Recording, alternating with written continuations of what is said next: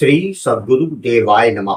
भाइयों बहनों, भगवान के पावन नाम की महिमा अनंत है। इतनी गहराई, इतनी व्यापक है कि उसे शब्दों में बांध पाना संभव नहीं।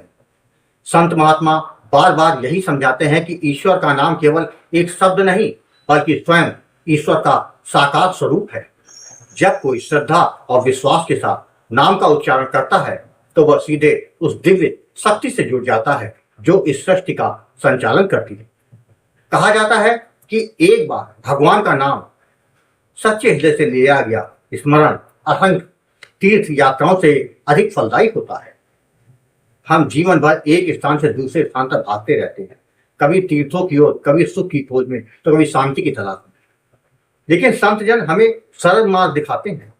जहां हो, जैसे हो, बस नाम जपते हो, क्योंकि नाम में वो शक्ति है जो मन को स्थिर करती है, आत्मा को शुद्ध करती है और जीवन को सार्थक बना देती है। यदि कोई संपूर्ण पृथ्वी की परिक्रमा भी कर ले तो भी वह बाहरी यात्रा ही है, परंतु जब हम राम नाम का स्मरण करते हैं तो वह एक आंतरिक यात्रा बन जाती है। ऐसी यात्रा जो हमें हमारे वास्तविक स्वरूप तक ले जाती। राम केवल दो अक्षर का नाम नहीं, पर इसमें असीम शांति, प्रेम और मुक्ति का सार छिपा है। यह नाम जीवन के हर क्षण में सहारा देता है, सुख में संतुलन और दुख में संबल प्रदान करता है। यह संसार नश्वर है, यहाँ का धन, वैभव, रिश्ते सब यहीं छूट जाते हैं, लेकिन भगवान का पावन नाम ही एक ऐसा धन है जो मृत्यु के पार भी हमारे साथ जाता है। यही नाम हमारे जीवन का सच्चा साथी है, यही हमारी सबसे बड़ी पूंजी है। इसलिए हमें बाहरी दिखावे और दौड़ भाग से ऊपर उठकर अपने भीतर उस दिव्य नाम को बसाना चाहिए।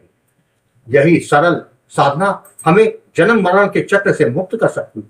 अंततः यही सत्य है, नाम ही मार्ग है, नाम ही साधन और नाम ही साध्य है। राम नाम का स्मरण करते रहिए, यही जीवन का सच्चा कल्याण है। आज जो कथा यदा सुनाने जा रहा है वह महाराष्ट्र से सुमन जी ने भेजी है, जिसे सुनकर आपका भाव कई गुना बढ़ जाएगा। वही कथा यदाथा सुनाने जा रहा है। इस कथा को जानने के लिए इस वीडियो को आखिर तक अवश्य देखिएगा। इसके साथ ही यदि आप राधा नाम की महिमा, बांके बिहारी जी की कृपा, वृंदावन से जुड़ी सत्य कथा का आनंद लेना चाहते हैं तो हमारे दूसरे चैनल अच्युत प्रभात तथा भक्त और भगवंत को जरूर देखें। मेरा नाम सुमंत है। मैं 45 वर्ष का एक साधारण सरकारी कर्मचारी हूँ और महाराष्ट्र का निवासी हूँ। जीवन की इस लंबी यात्रा में मैंने एक बात हमेशा अपने भीतर गहराई से बसा कर रखी थी, ईमानदारी। यह कोई अचानक लिया गया निर्णय नहीं, बल्कि यह मेरे संस्कारों की नींव में ही रखा हुआ। मेरे पिताजी हमेशा कहा करते थे, बेटा नंबर 2 का पैसा कभी अकेला नहीं आता, वह अपने साथ संकट, दुख और अशांति को अपने साथ लेके आता है। उनकी यह बात मेरे मन में इतनी गहराई तक बैठ गई कि मैंने कभी भी अपने कर्तव्य से समझौता नहीं किया। कई बार ऐसे अवसर आए जब लोग खुद आगे बढ़कर गलत तरीके से पैसा देने को तैयार थे, परंतु मैंने हमेशा अपने सिद्धांतों को ही चुना। शायद यही कारण था कि मेरे भीतर एक अलग प्रकार की शांति बनी रहती। मैं बचपन से ही हनुमान जी का भक्त रहा हूँ। हर मंगलवार को व्रत रखना, मंदिर जाना, उनके सामने बैठ कर मन की बातें करना, यह मेरी दिनचर्या का हिस्सा था। जब भी मैं उनके चरणों में बैठता, एक अजीब सा सुकून महसूस होता, जैसे कोई अदृश्य शक्ति मुझे संभाल रही। एक दिन की बात है, सुबह सुबह मैंने एक अद्भुत स्वप्न देखा।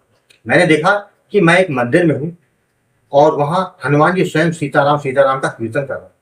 उनकी आवाज इतनी मधुर और प्रभावशाली थी कि मेरा मन उस ध्वनि में डूब गया। मैं उस क्षण को शब्दों में बांध नहीं सकता। जब मेरी नींद खुली तो मन में अनेक प्रश्न उठने लगे। इस सपने का क्या अर्थ है? क्यों हनुमान जी स्वयं राम नाम का कीर्तन कर रहे थे? मैं पूरे दिन इसी उधेड़-बुन में रहा। मेरे आसपास कोई ऐसा व्यक्ति नहीं था जो मुझे इस रहस्य का सही अर्थ समझा सके। मन बेचैन था, परंतु भीतर कहीं एक शांति भी थी, जैसे यह सपना कोई संकेत हो। उसी दिन ऑफिस में एक सहकर्मी ने मुझे एक वीडियो दिखाया जिसमें राम नाम की महिमा और लोगों के अनुभव बताए जा रहे थे। उस वीडियो को देखकर मेरे मन में एक नई जिज्ञासा जागी। उसी रात मैंने गोकुल वन अयोध्या की कई वीडियो देखे। जैसे जैसे मैं उन्हें देखता गया, मेरे मन में यह भावना प्रबल होती गई कि मुझे यहाँ तक हनुमान जी ही लेकर आए। अगले दिन रविवार था। मैंने हिम्मत करके गुरुजी आपको फोन किया और अपने जीवन की सारी बातें, अपने सपने, अपनी जिज्ञासाएं आपके सामने रखी। गुरुजी आपने बहुत सरलता और प्रेम से मेरे सपने का अर्थ समझाया। आपने बताया यह कोई सामान्य सपना नहीं, बल्कि यह नाम की ओर एक दिव्य बुलावा था। आपकी बातें सुनकर मेरे मन को जो शांति मिली वह शब्दों में व्यक्त नहीं कर सकते। उसी क्षण मेरे भीतर नाम लेने की तीव्र इच्छा जागी। मैंने गुरुजी आपसे विनम्र निवेदन किया कि मुझे नाम दान दे दीजिए। गुरुजी आपने कृपा करके मुझे सीताराम नाम का दान दिया, साथ ही जप की विधि और सावधानियों के बारे में विस्तार से समझाया। उस दिन से मेरे जीवन की दिशा ही बदल गई। मैंने पूरी श्रद्धा और नियम से नाम जप करना शुरू कर दिया। हर दिन हर पल मेरा मन सीताराम में लगने लगा। धीरे धीरे मैंने महसूस किया कि मेरा मन पहले की तुलना में अधिक शांत और स्थिर तथा प्रसन्न रहने लगा। मैं हर महीने गुरुजी आपसे बात करता हूँ, आपसे मार्गदर्शन लेता रहता हूँ। आपके शब्द मेरे लिए दीपक की तरह थे जो अंधकार में रास्ता दिखाते।